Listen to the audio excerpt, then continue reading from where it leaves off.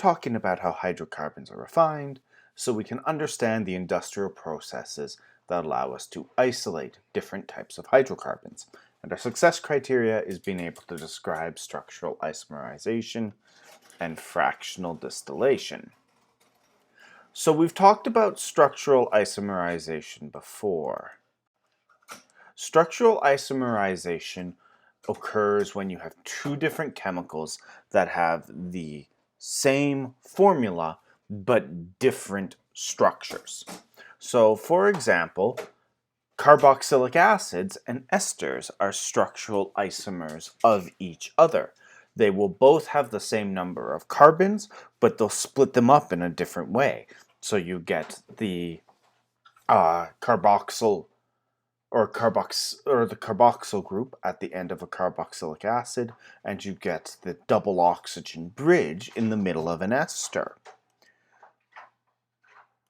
Here we have a picture of two types of hydrocarbons we didn't really discuss, an aldehyde and a ketone, but you can see that these are isomers of each other. Both of them have hydroxyl groups in them, and they both have a double bonded oxygen, but the double bonded oxygen is in a different location. And the reason that this is important for refining is that these different structural isomers do have different properties. And as well, that means that there can be a wide variety of compounds in any given sample of hydrocarbon that has been extracted as raw material. So often the first thing we do when we're trying to refine hydrocarbons is a process called fractional distillation.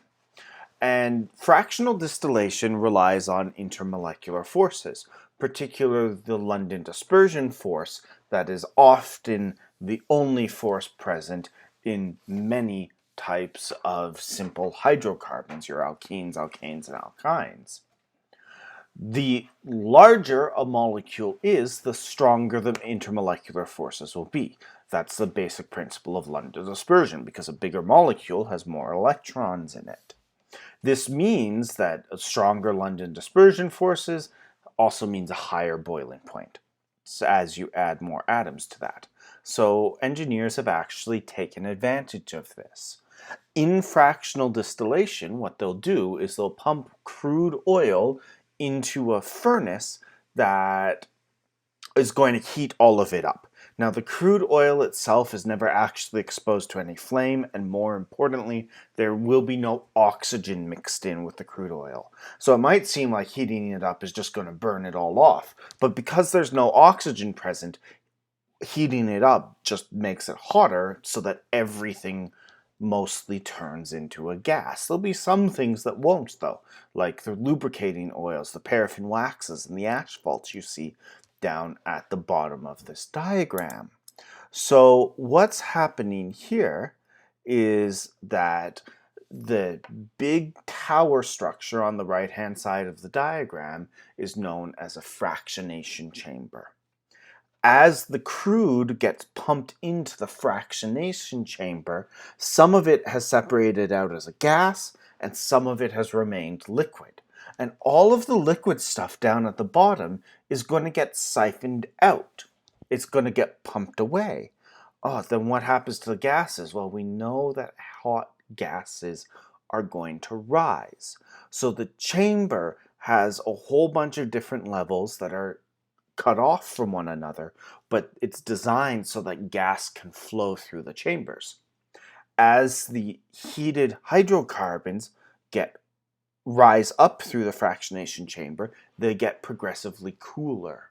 So each chamber, they're getting further and further away from a furnace, they're losing their heat, and that means that some of them are going to condense and turn back into a liquid. So we get fuel oil out of the stuff that condenses around 307 degrees Celsius. Diesel oil comes from 300 degrees Celsius. Kerosene comes from 200 degrees Celsius. You don't have to memorize any of those temperatures. And actually, this is a very simplified diagram. There's actually many more fractionation chambers within the tower than we see here. But the idea is that at each level, as the hydrocarbons cool down, some of them are going to turn back into liquids, and then there's these covers that prevent them from going back down to the previous level.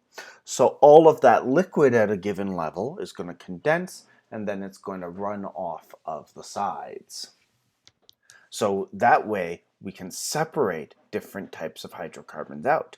And what this really does is it separates them by size. So you get all of the structural isomers of one another at the same level. And from that, we can then start to separate them out with some other processes. But this is a very efficient way of separating out different types of hydrocarbons very early on.